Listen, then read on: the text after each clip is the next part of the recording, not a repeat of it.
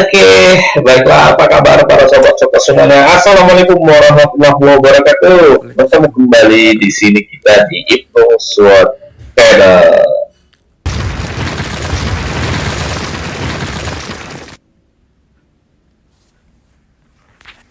Oke, baiklah ya. Pada kesempatan kali ini ya, saya akan coba untuk memberikan sebuah video pembelajaran ya.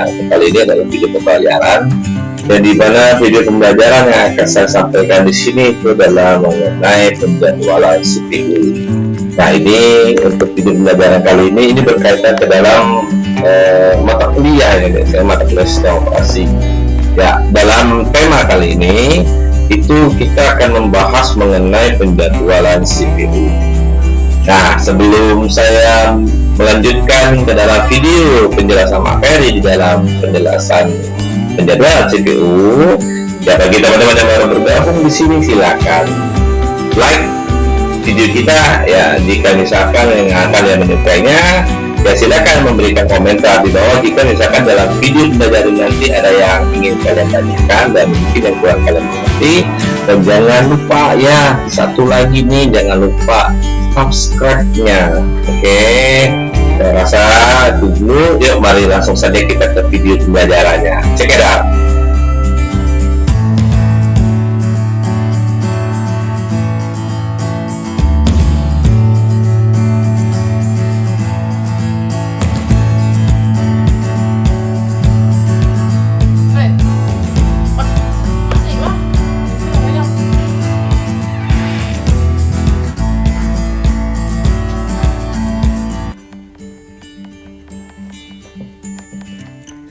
Oke ya, baiklah. Pada kesempatan kali ini seperti yang sudah saya sampaikan tadi, bahwa untuk pembahasan dalam video pembelajaran kita kali ini kita masuk ke dalam video pembelajaran sistem operasi ya. Sistem operasi dengan tema penjadwalan CPU. Ya, ini akan kita bahas di dalam pembelajaran penjadwalan CPU ini ya. Ya, berbicara tentang penjadwalan CPU ya. Ya, seperti yang sudah saya jelaskan di sebelumnya, bahwa di dalam pelayanan proses yang dilakukan di dalam sistem operasi ini jelas memiliki sebuah perencanaan atau sebuah penjadwalan. Kenapa? Karena di dalam proses pengelolaan yang dilakukan oleh sistem operasi, di dalam apakah itu dia melayani prosesnya ataupun dia melepaskan resource yang ada di dalam sistem komputer kita, maka di sini sistem operasi akan melakukan penjadwalan. Salah satunya juga ada di dalam penjadwalan CPU. Nah, algoritma penjadwalan di dalam sini tadi ini dengan tujuan adalah untuk memilih ya dari proses-proses yang berada di memori atau ready to execute dan memberikan jatah CPU ke salah satu proses tersebut. Nah, ini maksudnya adalah dengan ada algoritma penjadwalan yang dilakukan oleh sistem operasi ya terhadap pelayanan prosesnya, ini dengan maksudkan supaya bisa memilih proses mana yang akan dilalui dan akan dilayani terlebih dahulu, sehingga ya bisa memberikan jatah kepada CPU ya untuk melayani proses-proses tersebut, sehingga tidak terjadi rebutan dalam pelayanan proses. Akan dibutuhkan yang namanya penjadwalan CPU. Kapan keputusan untuk algoritma dilakukan tadi? Jika saat suatu proses itu dilakukan switch dari running to waiting, berarti di saat perpindahan proses ya dari status running menuju ke waiting. Dan ada lagi yang kedua, yaitu status running to ready, berarti di saat perpindahan proses dari status running ke ready. Setelah itu ada lagi di saat status proses perpindahan proses dari waiting to ready. Jadi di saat proses itu sedang menunggu ya untuk penyelesaian prosesnya, ini jelas sistem operasi juga akan melakukan yang namanya algoritma penjadwalannya. Nah, Dan yang terakhir dengan proses terminates. Apa itu terminates? Ini adalah penyelesaian prosesnya. Itu ya. Ini keputusan yang dimana algoritma penjadwalannya akan dilakukan oleh sistem operasi terhadap pelayanan prosesnya di dalam penjadwalan CPU. Nah, kemudian ya di sini terlihat ya bahwa di dalam proses tersebut ya dari penjadwalan switch dari status running ke waiting dan menuju ke terminates, ini dia termasuk ke dalam sebuah penjadwalan yang non-primitive. Maksudnya dia tidak akan memprioritaskan apapun di proses yang sedang berjalan. Pertama, ya di sini akan dituntaskan sampai habis sehingga nanti baru dia akan melayani proses kedua dan seterusnya. Nah, yang khususnya untuk nomor tadi proses dari switch perpindahan proses dari status running ke ready, dari khususnya status waiting to ready, ini termasuk ke dalam penjadwalan yang primitive. Nah, ini seperti yang sudah saya sampaikan tadi ya. Jadi ada yang penjadwalan yang masuk ke dalam primitive, ada penjadwalan yang masuk ke dalam non primitive. Oke, tadi sudah dijelaskan. Next, lanjut. Ya, di dalam penjadwalan CPU ya ini tadi juga sudah dijelaskan. Ya ini ya running to waiting time to terminates, ya ini akan masuk ke dalam yang namanya non-primitive. Dan jika misalkan prosesnya masuk ke dalam running to ready stage, ya menuju waiting to ready stage, maka ini masuk ke dalam yang namanya preemptive. Apa sih tujuan dari penjadwalan? Nah, tujuan dari penjadwalan di sini ya pastinya adalah yang pertama fairness. Maksudnya fairness apa? Supaya di dalam pelayanan proses yang dilakukan ya di dalam CPU ataupun dalam sistem operasi tadi ya ini terdapat pemberlakuan pelayanan yang adil ya untuk semua job atau pekerjaan yang dilakukan dari setiap masing-masing proses, sehingga tidak terjadi rebutan ya saat proses tersebut minta dilayani.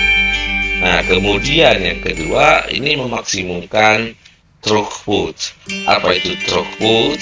Throughput di sini adalah sebuah terobosan yang dimana yang dilakukan oleh CPU supaya CPU itu agar tetap terus lebih bekerja dengan maksimal, atau ya supaya si CPU itu terlihat memang luar biasa dalam pekerjaannya, dia terlalu sibuk ya. Nah, dengan hal seperti ini sehingga dengan ada terjadinya terobosan tersebut ini akan bisa memaksimalkan penggunaan dari prosesor. Nah, ini tujuan dari penjadwalan. Kemudian supaya tidak terjadi yang namanya waktu tunggu yang besar ya. Dengan dalam penjadwalan ini adalah memperkecil waktu tunggu atau tidak terjadinya overheat. Ya, kalau sudah terjadi overheat ini sangat berbahaya ya bagi proses-proses yang sedang menunggu ya. Kemudian tujuan berikutnya supaya penggunaan resource di dalam sistem operasi kita dan sistem komputernya itu biar seimbang. Nah, jadi supaya tidak terjadi ada yang tidak digunakan, maka dengan adanya penjadwal ini ya setiap masing-masing resource di dalam sistem komputer kita itu bisa tercover ya dengan penjadwalan, sehingga bisa mengetahui penggunaan dari setiap masing-masing resource tersebut. Nah, kemudian tujuan penjadwalan juga tidak terjadi penundaan waktu yang tak terhingga ya. Memang ada proses suspend proses di dalam pelayanan proses, akan tetapi kan misalkan suspend proses tersebut itu tidak terjadi, kapan waktu kembalinya berjalan proses tersebut, nah ini jelas akan mengganggu nantinya proses-proses yang lain.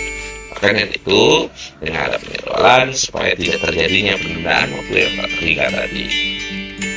Ini tadi ya kan, supaya bisa mendeteksi ya kegiatan yang dilakukan sumber daya atau resource di dalam sistem komputer kita. Karena dengan ada penjadwalan ya ini sangat gampang bagi sistem operasi untuk mendeteksi kira-kira penjadwalan tersebut yang mana yang sedang berlangsung, yang sedang dilakukan. Ini ya tujuan dari yang namanya CPU. Ya, komponen yang terlibat khususnya di dalam penjadwalan CPU ini adalah dispatcher. Ya, apa itu dispatcher? Nah, pasti teman-teman di sana sangat bertanya. Pasti dispatcher itu, maka di sini jelaskan bahwa dispatcher ini merupakan suatu modul ya yang memberikan kontrol CPU kepada proses yang sedang berjalan, yang sedang terjadwal. Itu yang dikatakan dengan yang namanya dispatcher ya. Fungsinya apa? Ini adalah sebagai context switching. Nah, maksudnya berarti sebagai konteks untuk melakukan perpindahan proses. Nah, ini yang dimana fungsi dari yang namanya dispatcher ya. Ada yang dimana di dalam dispatcher ini ya kategori masuk ke dalam dispatcher latency ya. Dispatcher latency di sini waktu yang dibutuhkan untuk menghentikan suatu proses dan menjalankan proses lain. Nah itu ya, jadi kategori yang namanya dispatcher latency. Oke. Nah, ada beberapa kriteria penjadwalan. Jadi dikatakan penjadwalan yang baik dan tidak itu seperti apa? Ini dia kriteria penjadwalan yang dikatakan dengan ketiganya. Ini pasti salah satunya masuk ke dalam yang namanya tujuan tadi, ya kan ya. Yang pastinya ya penjadwalan itu dikatakan penjadwalan baik jika yang pertama adalah fairness ya. Kedua adalah CPU utilization, berarti apa? CPU atau prosesor itu selalu bekerja ya, tidak ada berhenti ya, itulah tugasnya CPU. Yang ketiga throughput, nih karena dia ini masuk ke dalam CPU utilization ya, maka banyak perumusan yang akan dilakukan. Jadi penjadwalan ya, kriteria penjadwalan yang baik. Yang keempat, memiliki turnaround time yang kecil. Ya, berarti di sini ya di saat ya lama tanggap dari proses itu dilayani, nah ini cepat ya kan, berarti dia tidak memiliki respon time yang cukup lama ya, cukup panjang. Nah, sehingga mendapatkan sebuah rata-rata lama tanggap tadi cukup pendek ya kan. Nah, ini masuk ke dalam kriteria penjadwalan. Oke. Nah, di dalam jangka penjadwalan prosesor CPU itu ada terdapat yang namanya short term scheduling ya, yang dimana di dalam short term scheduling di sini mengurus masuknya antrian siap ke prosesor serta antrian yang siap ke device peripheral I/O ya, yang nantinya akan mengurus beberapa prioritas proses yang akan dipremersi. Ini akan masuk ke dalam yang namanya penjadwalan prosesor yang short term scheduling. Nah, kemudian yang kedua ada yang namanya medium term scheduling, yang mengurus terhadap proses yang dikeluarkan dari prosesor yang belum rampung. Jadi jika misalkan ada ya sebuah proses yang belum rampung yang dijadwalkan, hanya akan masuk ke dalam jadwal yang short medium term scheduling. Ya, yang ketiga ada yang long term scheduling. Berarti ini penjadwalan yang memiliki jangka panjang, ya, waktu yang cukup panjang. Mengurus masuknya pekerjaan baru berupa penentuan pekerjaan baru yang mana yang boleh diterima dalam pekerjaan atau tugas, ya, dan yang diubah menjadi sebuah proses. Nah, ini akan mengalami waktu yang cukup panjang di dalam penjadwalan. Nah, itu ya. Jadi gimana dalam jangka penjadwalan prosesor. Ya, baiklah ya. Selanjutnya ya kita di sini masuk ke algoritma penjadwalan CPU ya. Nah, bagi adik-adik atau teman-teman semuanya di sana ya, untuk algoritma penjadwalan CPU itu ada FGFS ya, kemudian ada SGF shortest job first, kemudian ada round robin, kemudian ada HPRN, high discriminatory rationing.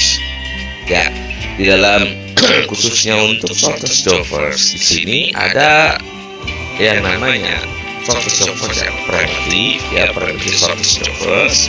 Kemudian juga ada yang namanya non primitive shortest job first, BSJF dan NBSJF.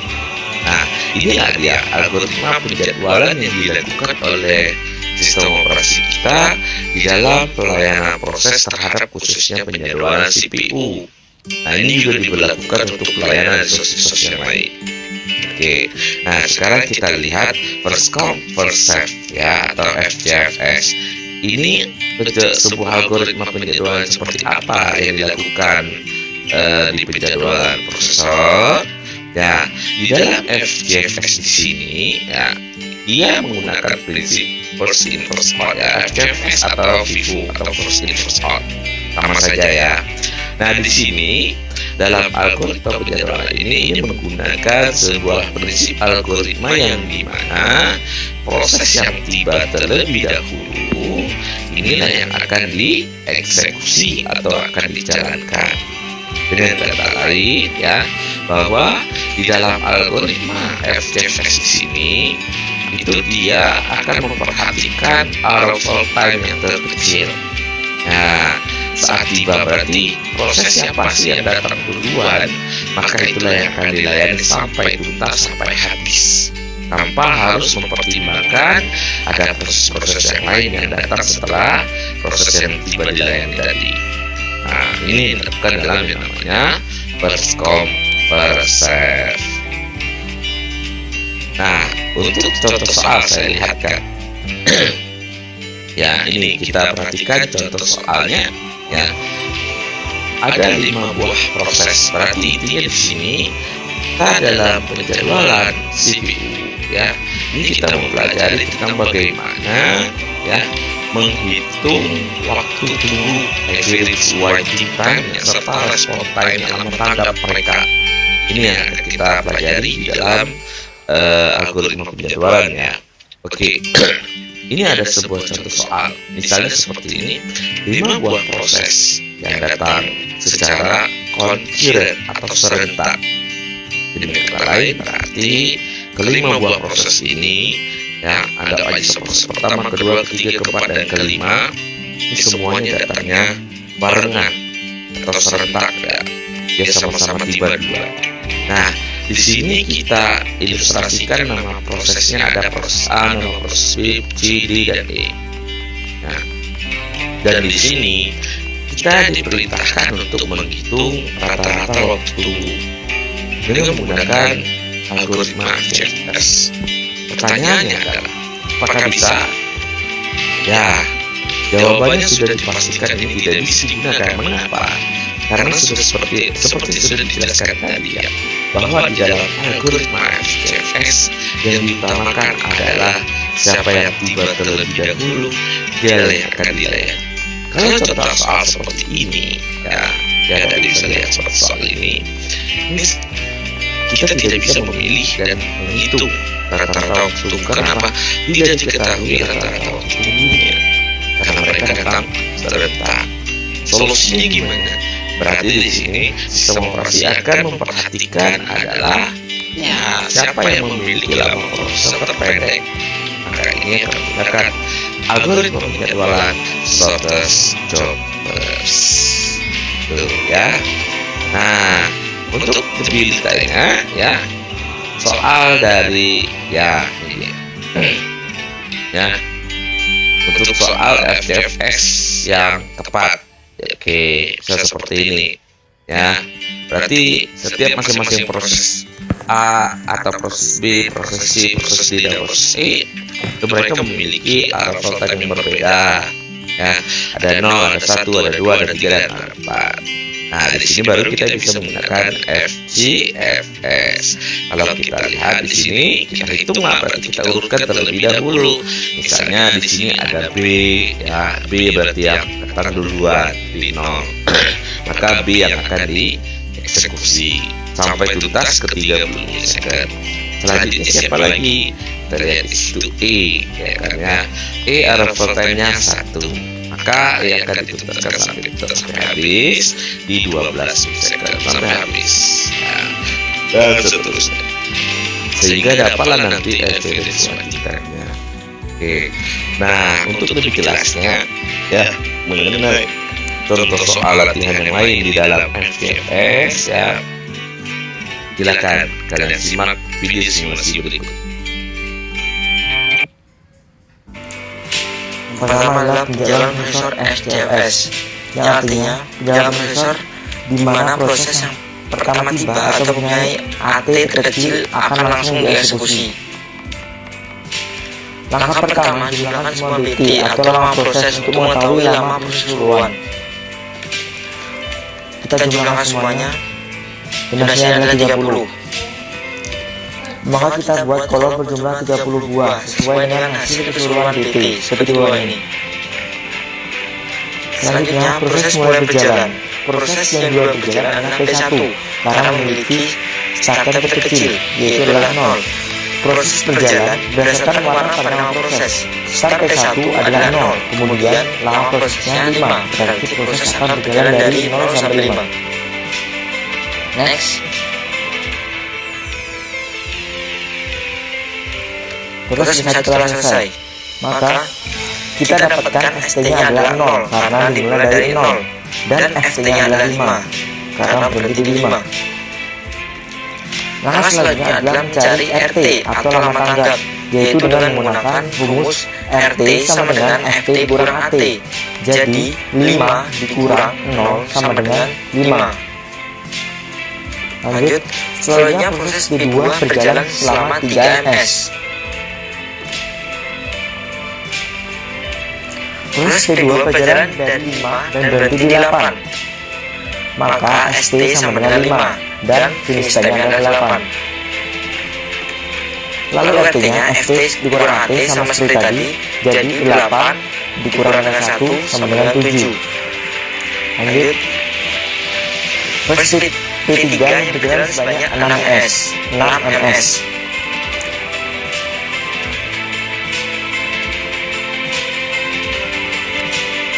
Nah, proses P3 telah selesai, dimulai dari 8 dan berakhir di 14. ST8, ST14, dan RT-nya 14 dikurang dengan 2 sama dengan 12. Selanjutnya adalah proses P4 berjalan sebanyak 1 ms saja.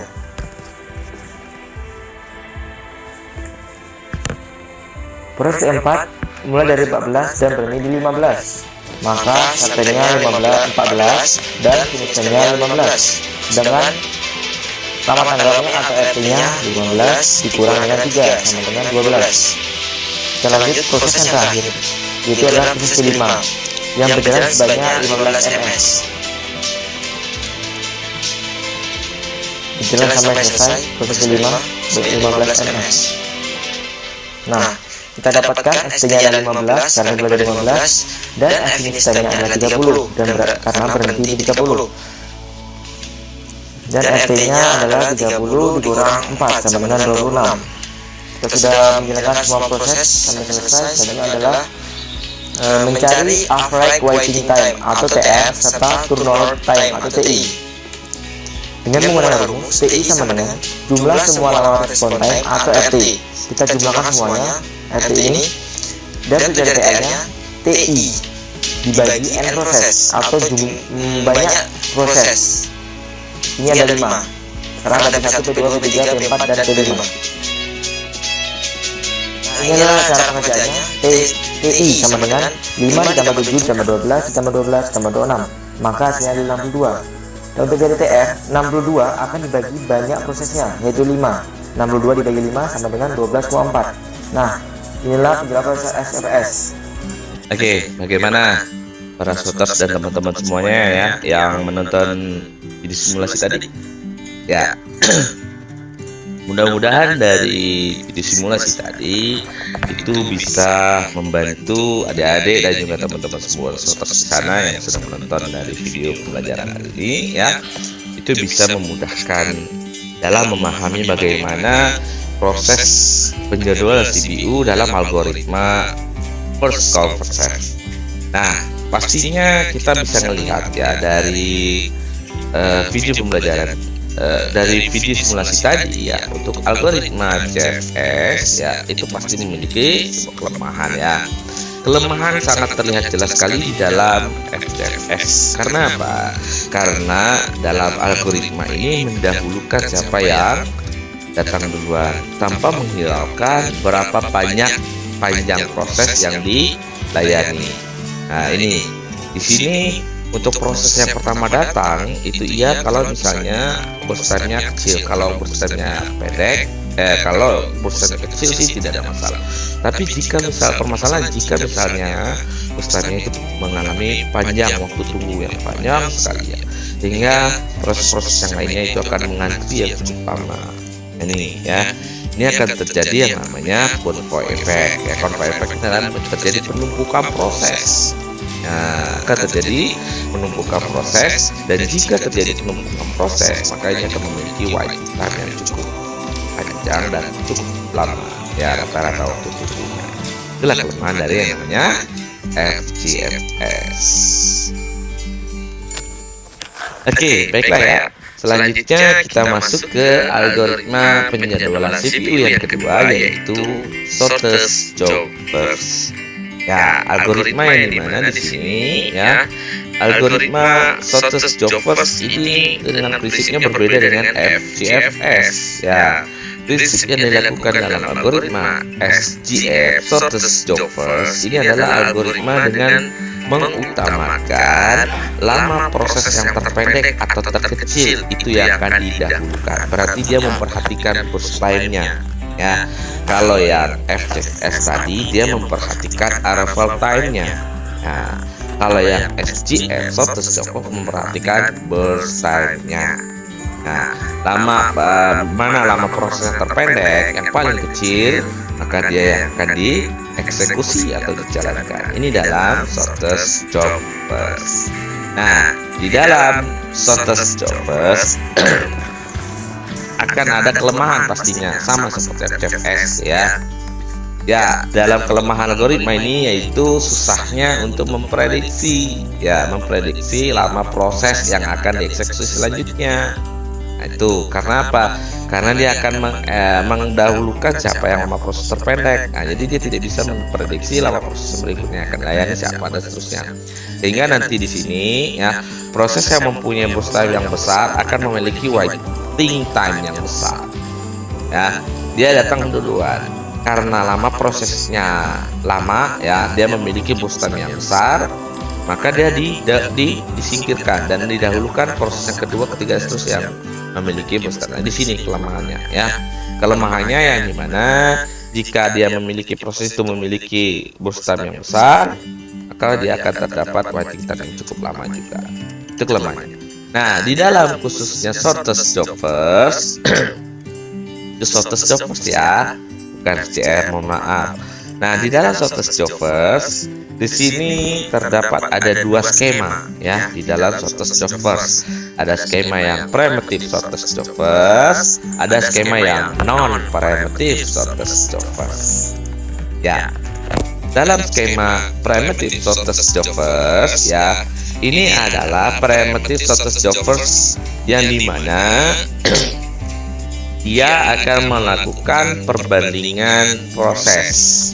Ya, proses yang pertama datang tetap akan didahulukan. Ya, misalnya ada P1 di 0. Nah, ini tetap didahulukan. Nah, di saat P1 di 0 jalan, kemudian di 1 milisecond ada lagi P2.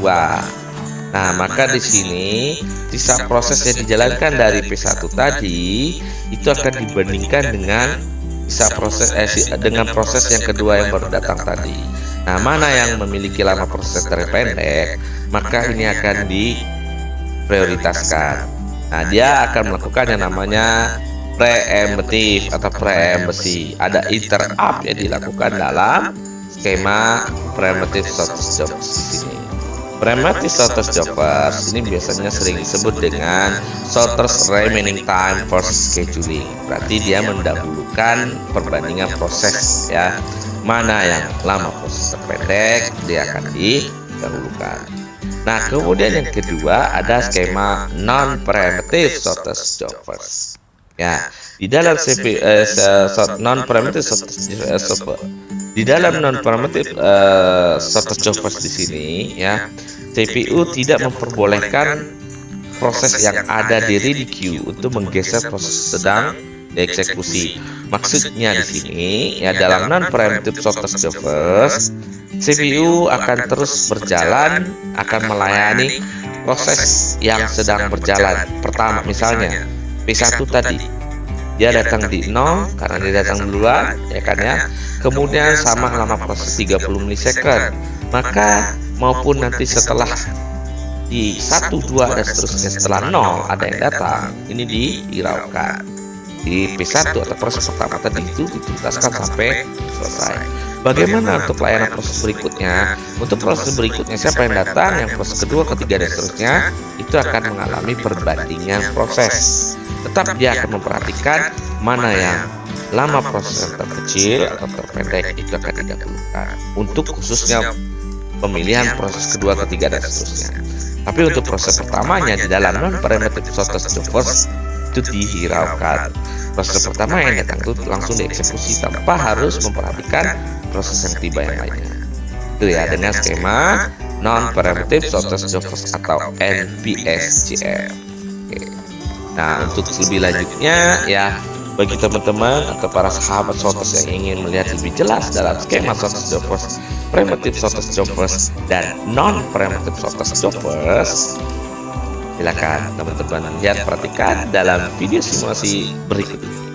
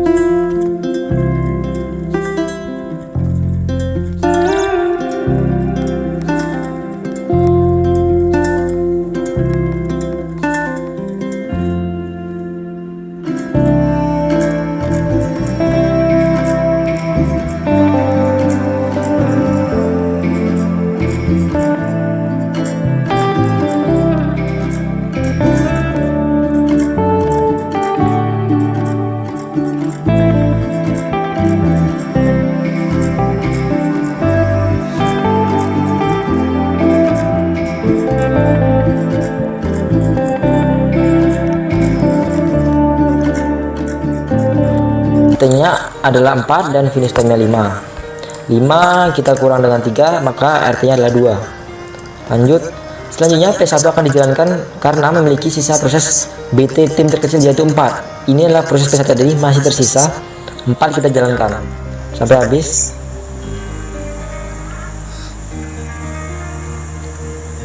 Nah, P1 sudah selesai, kemudian kita cari ST dan FT-nya. Ini perlu diperhatikan untuk mencari ST dan FT-nya bukan dari sini, tapi kita dari awal perbandingan tadi, yaitu jumlah dari 0 dan berakhir di 9. Lanjut, nah untuk mencari kemudian kita cari RT-nya 9 dikurang 0 sama dengan 9. Selesailah proses P1. Kemudian P3 akan dijalankan karena memiliki sisa proses terkecil yaitu 6. Ini P3 kita jalankan sampai habis.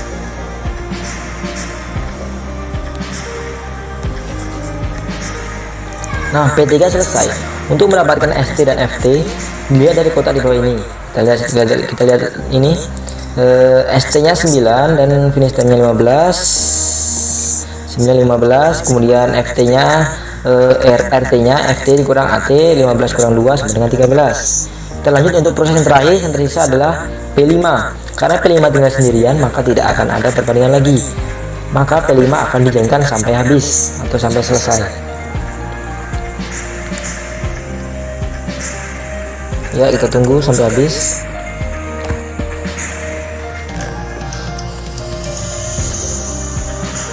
Nah, P5 sudah selesai. Untuk mendapatkan ST-nya sama seperti tadi, dimulai dari 15 dan berhenti di 30. Maka ST-nya 15 dan FT-nya 30. Maka RT sama dengan FT dikurang dengan AT, 30 dikurang 4 sama dengan 26. Lanjut adalah proses terakhir adalah mencari TI dan TR. TI atau turnover time dengan cara menjumlahkan semua RT. 9 ditambah 13 ditambah 9 tambah 3 ditambah 13 tambah 2 dan ditambah 26. Maka hasilnya adalah 53. Kemudian yang terakhir adalah mencari TR atau average time dengan cara TI seperti yang kita jumlahkan tadi, dibagi dengan jumlah semua proses. Ini ada 5 atau total prosesnya pada P1, P2, P3, P4 dan P5. TR yang tadi 53 dibagi dengan jumlah prosesnya ada 5. 53 dibagi 5 sama dengan 10,6. Nah, itulah akhir dari penjawab prosesor PSJF. Baiklah, kita lanjutkan penjelasan prosesor yang ketiga, yaitu adalah NPSJF, non preemptive shortest job first, yang artinya antrian dengan prioritas tanpa preempsi. Yang menjadi prioritas adalah proses yang terpendek atau tersingkat. Makin pendek proses, makin tinggi prioritasnya. Next, langkah pertama seperti biasa kita jumlahkan dulu BT-nya. Seperti tadi BT-nya berjumlah 30. Nah, kita buat tabel perbandingan juga karena adalah NPSJF melakukan perbandingan. P1 akan melakukan proses yang pertama kali dikarenakan memiliki arrival time terkecil. Ini arrival time-nya. Next, kita jalankan sampai habis P1. Nah, ketika P1 selesai, kita cari dulu ST dan FT-nya. ST-nya adalah 0, variabel dari 0, dan FT-nya adalah 5.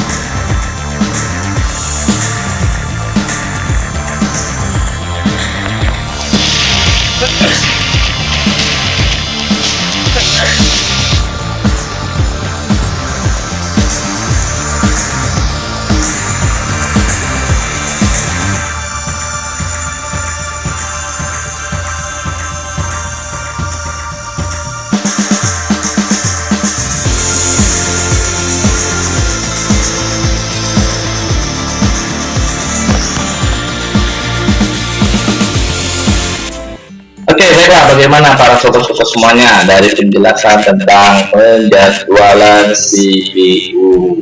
Ya, tadi kita sudah banyak dibahas dalam jadwal CPU, ya kan? Ada mengenai kriterianya, kemudian untuk melihat dari jangka penjadwalannya serta algoritma penjadwalannya. Ya, algoritma penjadwalan dari CPU, ada FCFS, ada primitive shortest job first, non primitive shortest job first, kemudian ada round robin dan HFN, IGIS dan alternation next. Nah, di kali video ini itu kita baru batas pembahasan dalam algoritma penjadwalan FCFS, kemudian primitive shortest job first dan juga non primitive shortest job first. Di next video saya akan menjelaskan dan melanjutkan kembali dari pembahasan penjadwalan CPU di dalam algoritma penjadwalan round robin dan IGIS Synaptic Ratio Next.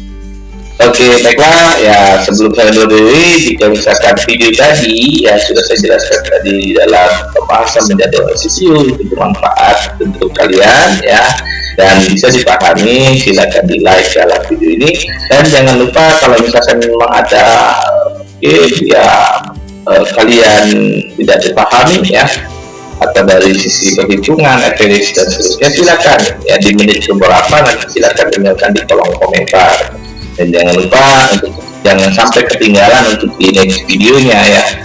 Bukan hanya sekedar dalam pembahasan media pembelajaran, di ke depan kita akan coba untuk terus akan membuat sebuah video-video pembelajaran dan juga video tutorial ataupun live streaming lainnya, khususnya mungkin untuk di bidang teknologi komputer.